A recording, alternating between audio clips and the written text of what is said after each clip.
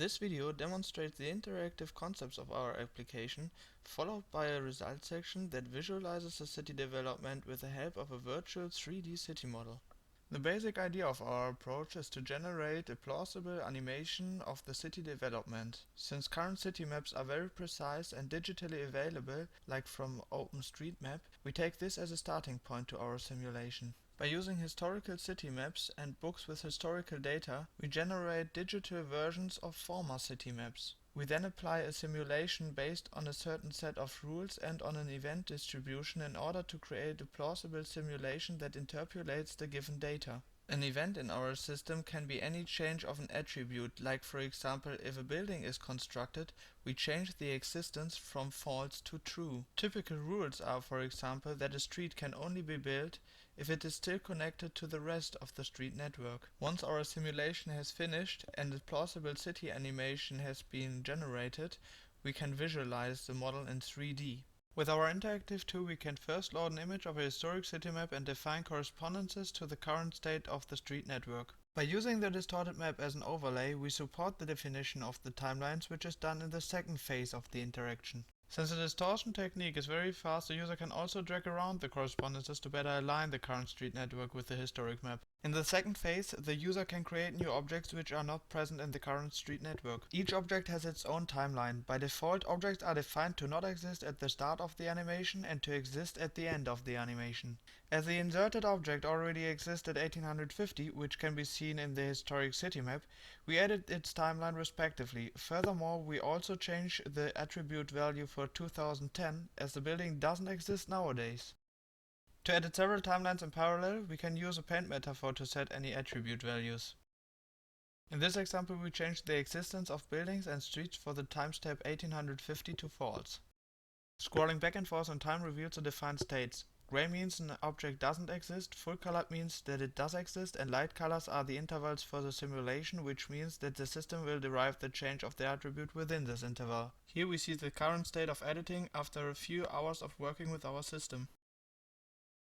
This also includes the use of several historical city maps, like the one of 1924. Calculating the simulation takes approximately 1 minute for the current example.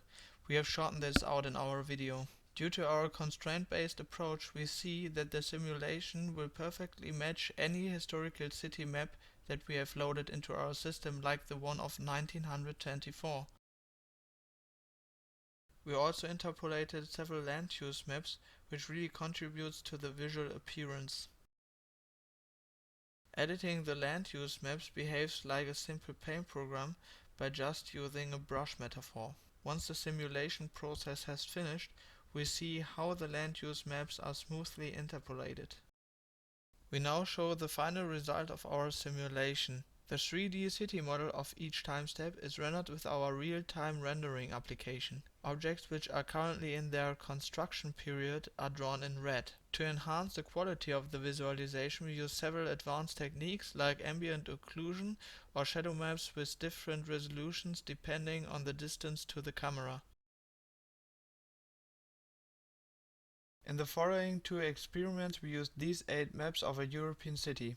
In the first experiment, we left out the map of 1906, which contains very significant changes. In this experiment, you will only see slight changes during the time period of 1865 to 1924, since we left out a single map in that time period. Anything that happened before 1865 or after 1924 will not change due to our procedural interpolation of these time steps. In our second experiment, we just keep the maps of 1800 and 2010. In this experiment, you will already see differences at the start of the animation. Note that the left map does not change very much till 1850, which much better reflects the reality. Although we just used 8 maps in the left animation, the chosen maps contain significant changes which can better reflect the city development. As we regard the right animation, we see that the city development is much more linear. The reason for that is that the system cannot automatically derive extreme circumstances that may influence the city development, like wars or industrialization. However, this problem could be solved by allowing to edit the event distribution function. For example, if the user just knows that an industrialization has taken place in a certain time period, he may edit the distribution function to allow more events to be placed in that time interval. In contrast to the European city, we also created a simulation for an American city using these 6 maps. Although the shape of the street network differs a lot from the previous example, this does not affect our system due to our data-driven approach.